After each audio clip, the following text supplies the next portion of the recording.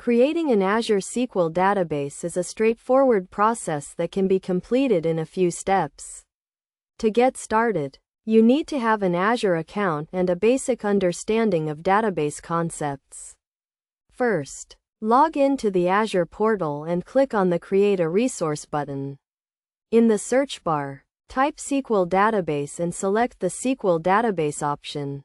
This will take you to the Create SQL Database page where you need to provide some basic information about your database, such as the subscription, resource group, database name, and server. If you don't have a server, you can create a new one by clicking on the Create New link.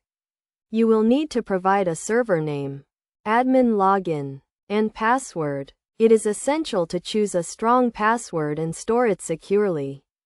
Once you have provided all the necessary information, click on the Review and Create button. Azure will then validate your input and create the database. This process may take a few minutes to complete.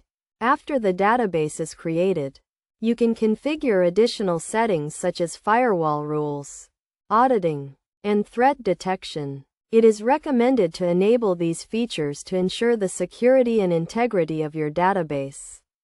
To connect to your database, you can use a variety of tools such as SQL Server Management Studio, Azure Data Studio, or the Azure portal. You will need to provide the server name, database name, admin login, and password to establish a connection. Best practices for creating an Azure SQL database include using a strong password, enabling firewall rules, and regularly backing up your database.